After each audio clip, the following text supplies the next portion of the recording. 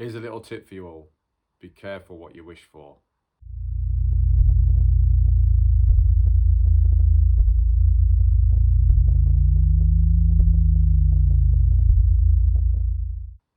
Imagine finding a novelty toy, thinking nothing of it other than it being a joke, but finding out it can actually force the girl of your dreams to love you. Welcome to Obsession. So in this Obsession review today, it's a film by Curry Barker. It's his first feature-length film as a director. I hadn't heard anything about Curry Barker or never watched, it's his first film, but I've never watched anything of him. He has some YouTube kind of like short horror films that are on YouTube that he's done. And I've watched some since watching Obsession, and they're actually really good. And I can see where he gets his inspiration from for this film. And another thing I found out since watching the film is that this film was made on a $750,000 budget, which is insane in today's world. Like, that's like ridiculously cheap to make a proper like feature length film that's blown up like this has.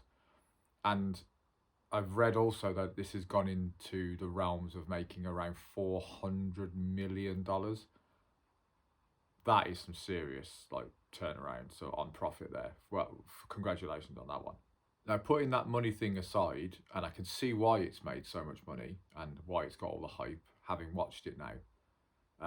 This is seriously put horror, in my opinion, back on the map. It's been a very long time since I watched a very, very good horror film. I love my horrors. I've watched hundreds of them. This one really, really does strike a lot of chords. It really plays with your emotions. It's very, very good. For a debut film from a director to get me this hard to the core where it starts, I sat there for hours after watching this film, just staring into space, thinking about everything on the emotional side of it. It got me to the core, and it made me start to question human nature and how we perceive each other, and what can really go wrong when we start to infatuate and we start to really go deep down into people that on the surface are really quiet, nice people that would just fall into that sort of category. And then you take it into the realms of what you see inside this film. It looks at it from a lot of different angles, and it actually started to make me question humanity a little bit, which is not good, but it did.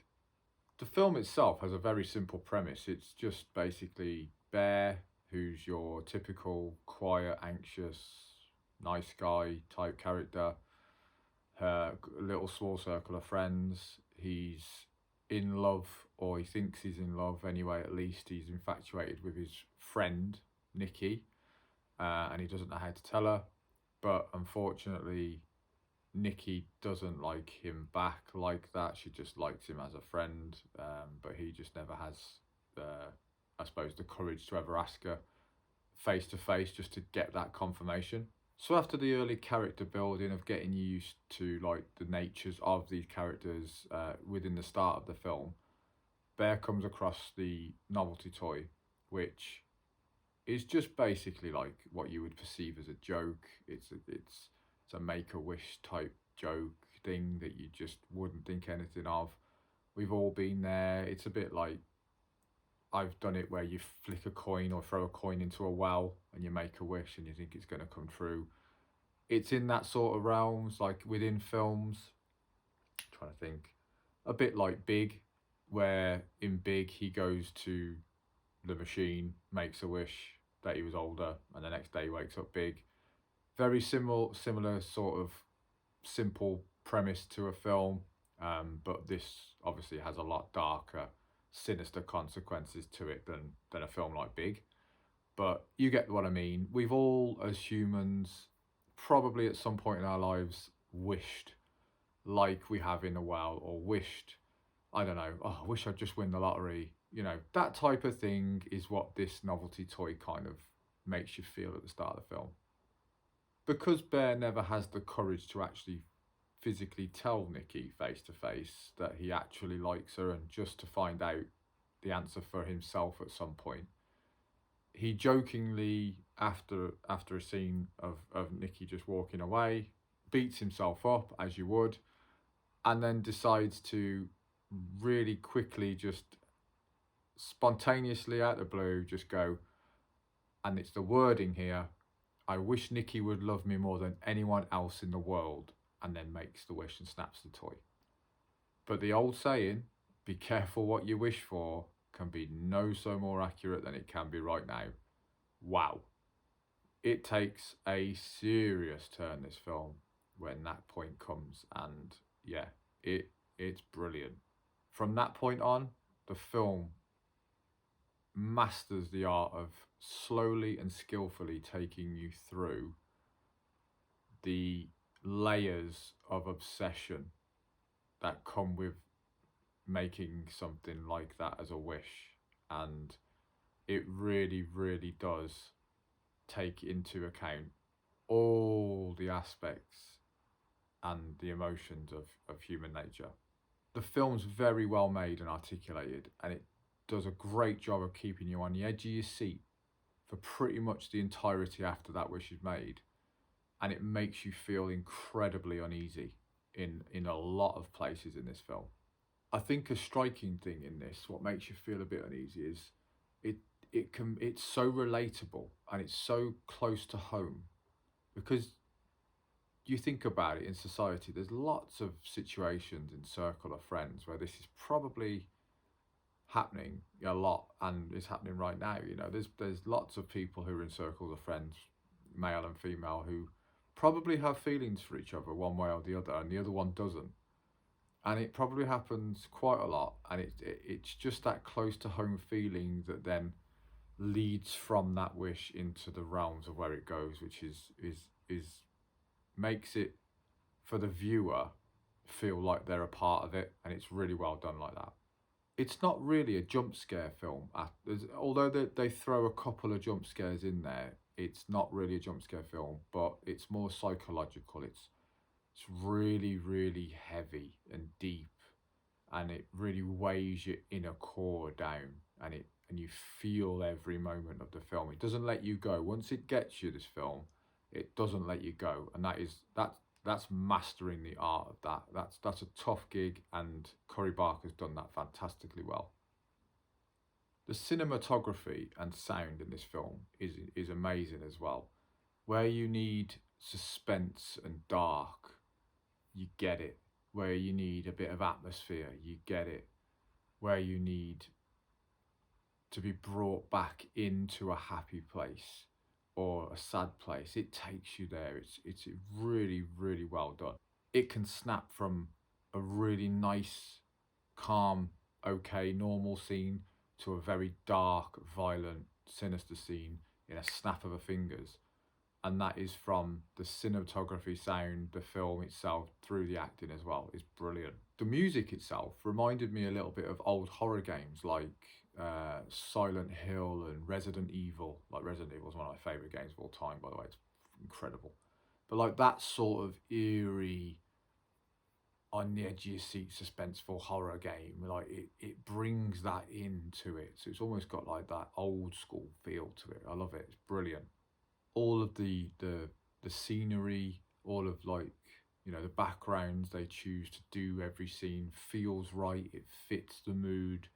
It can be very tight and claustrophobic in the scenes with Bear and Nikki, and yeah, it just fits everything that he's done with the film, and they've made it. It fits. So when we come to the characters, or the actors, I should say. So Inde Navarrette plays Nikki. Hands down, one of the best performances I've seen in a long, long time.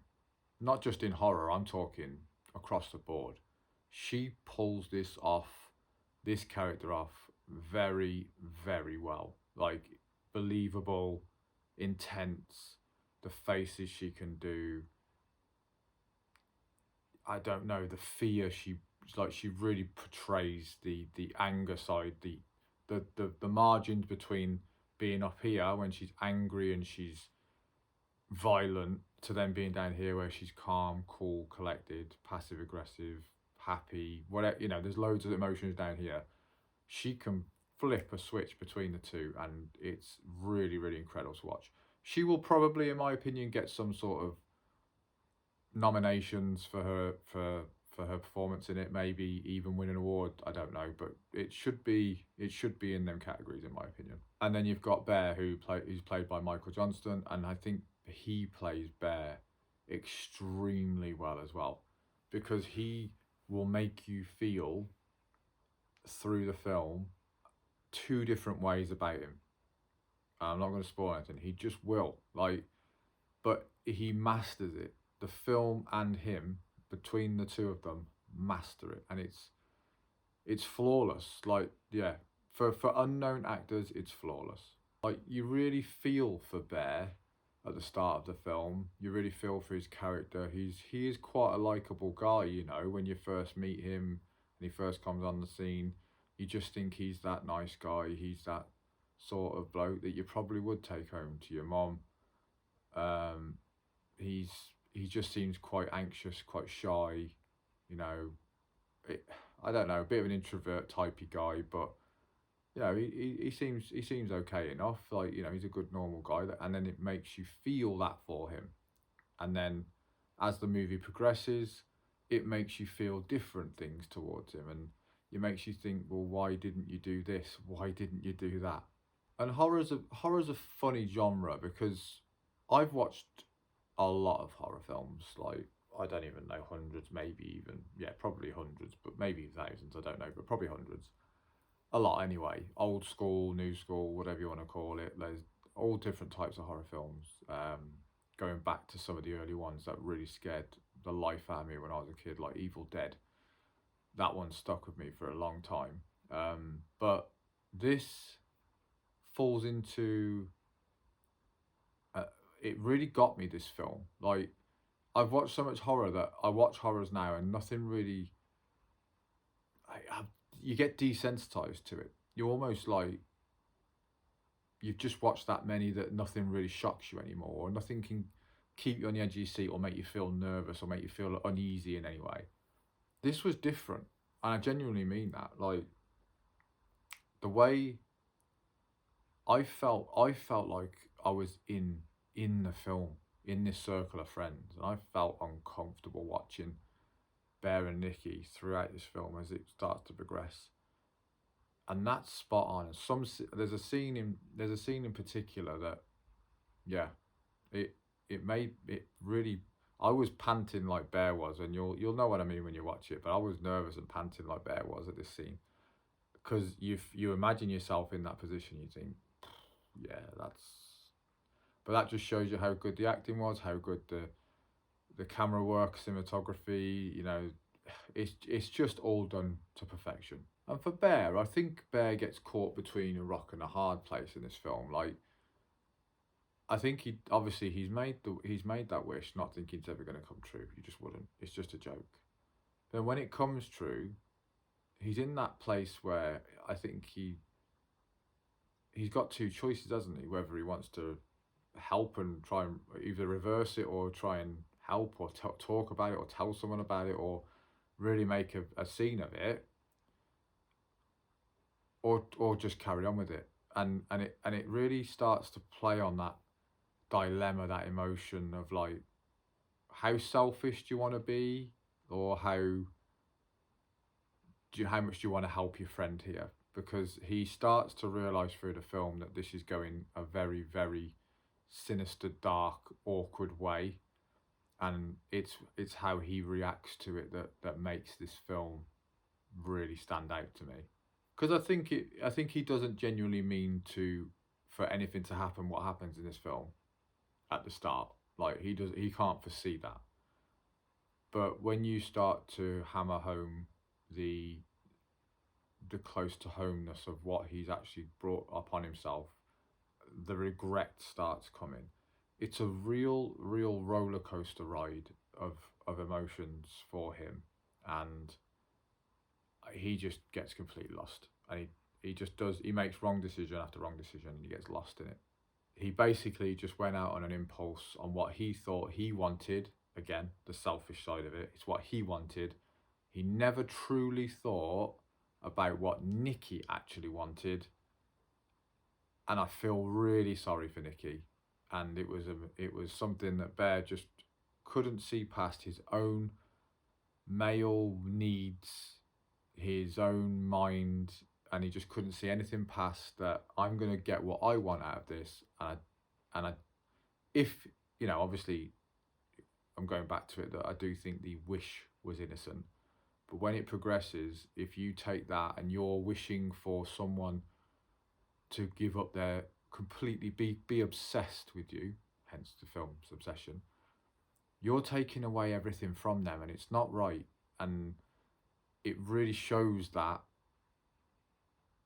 and it in a quite a harsh way, and it really does show you and enlighten it in ways that you think, "Ooh," it's quite hard to watch. And some of the things that Bear does in this film, in my opinion, after that, there where the wish can be forgiven for, it's harmless.